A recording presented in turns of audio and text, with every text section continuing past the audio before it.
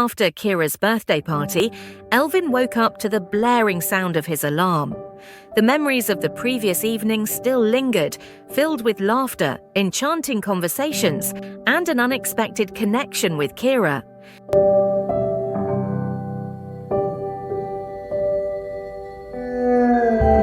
However, reality hit him hard as he remembered the mountain of work awaiting him at the office.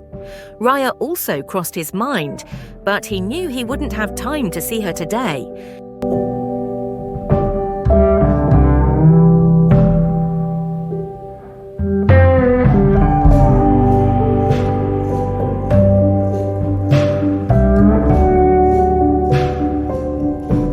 Elvin rushed through his morning routine and headed straight to work, diving into back-to-back meetings, urgent emails, and project deadlines.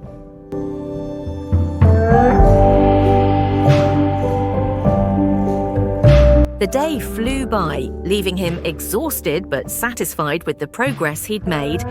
As evening approached, he felt a pang of guilt for not reaching out to Raya, but he was determined to make it up to her the next day.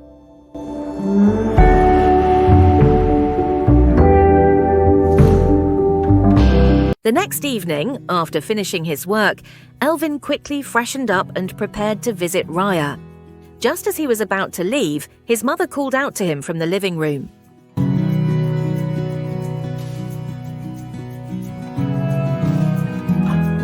Elvin, there's a visitor for dinner tonight. Please don't go anywhere. She requested firmly.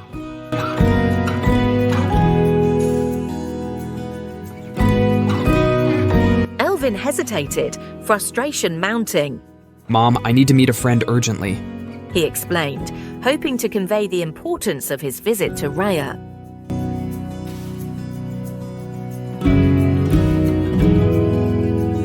Before his mother could respond, a car pulled into the garden. Elvin looked out the window and saw Keira stepping out, her presence instantly commanding attention.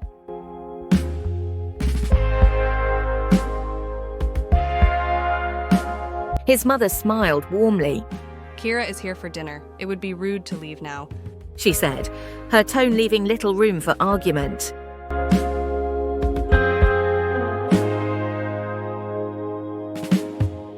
Elvin's breath caught in his throat as he took in Keira's stunning appearance. Her beauty seemed even more radiant in the soft evening light, leaving him momentarily speechless.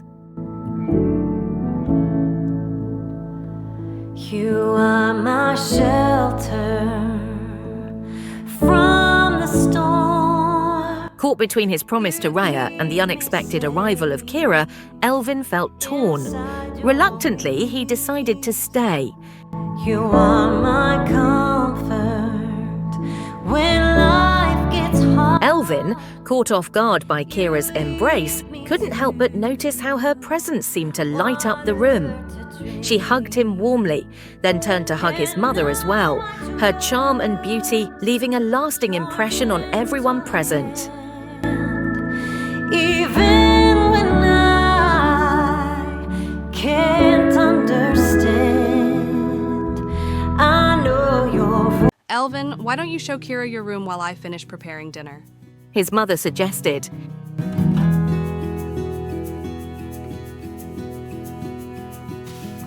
Elvin hesitated but couldn't refuse. Sure, Mom, he replied, forcing a smile. Keira, would you like to see my room?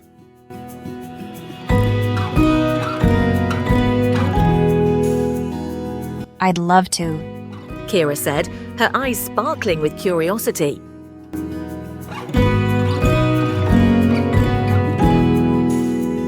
Elvin led Keira upstairs to his room, feeling a mix of apprehension and curiosity. Once inside, Keira's eyes lit up as she noticed the guitar resting in the corner.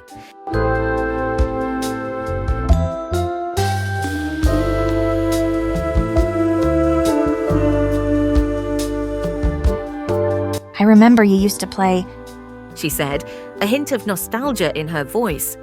When I get low,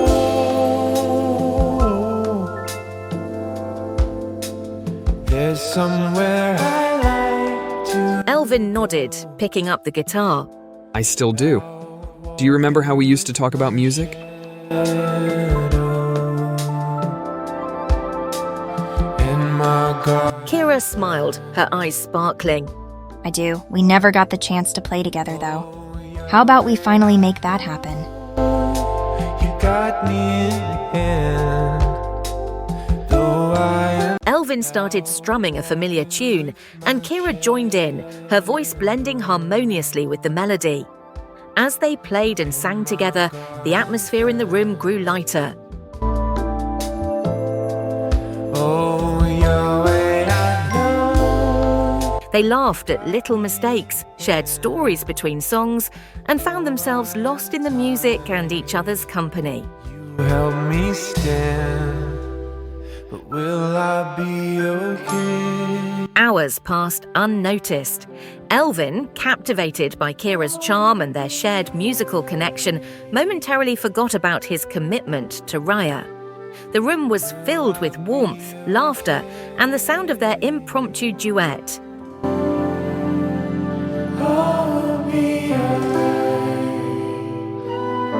Just then, his mother called from downstairs, announcing that dinner was ready. The call for dinner jolted Elvin back to reality, and he suddenly remembered Raya, feeling a pang of guilt. Till it's over, we gotta wait and see. He excused himself and stepped out of the room, dialing Raya's number. The phone rang and rang, but there was no answer. He sighed, feeling the weight of his divided loyalties. Finally, Raya answered.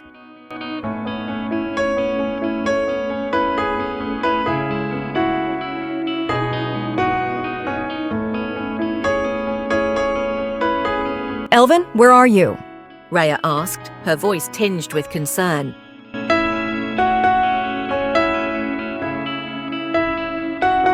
Raya, I'm really sorry. Elvin said, trying to keep his voice steady. We have a visitor at home for dinner. I won't be able to come tonight, but I'll call you later, okay?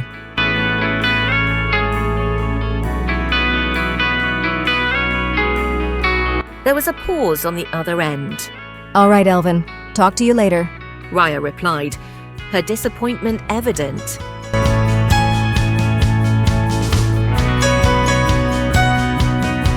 As Elvin and Keira joined his family for dinner, he couldn't help but feel a mix of emotions: guilt for neglecting Raya, confusion about his feelings for Keira, and frustration with the circumstances.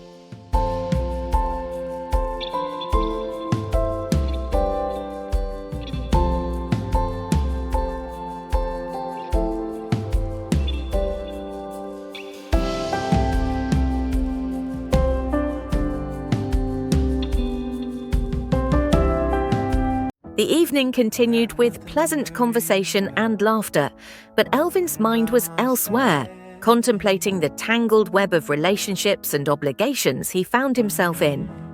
I got nothing to worry about when you're by my side. After dinner, Keira stayed until midnight, enjoying more quality time with Elvin and his family. They talked, laughed, and even played more music together. Keira's presence was undeniably comforting and engaging, and Elvin found himself increasingly drawn to her. I brace from the deafening sound, but you were there. By the time Keira left, it was too late to call Raya.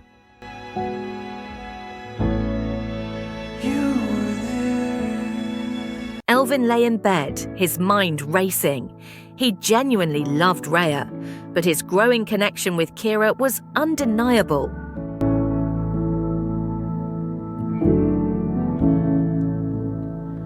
There were so many similarities between them, and his mother seemed to approve of her. Their families matched well, adding another layer of complexity to his dilemma.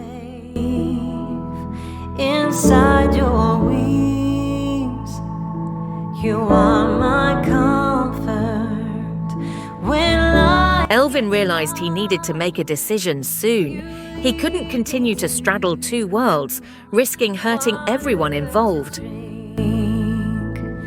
And now I trust your The rhythm of love was pulling him in different directions, and he knew that the choices he made in the coming days would shape the course of his future. I know your voice. I'm not afraid. Walking. Excited for the next chapter? Join us in part 8 of Rhythm of Love to see where Elvin's heart leads him next. Share your thoughts. Will it be Raya or Keira? Drop your comments below.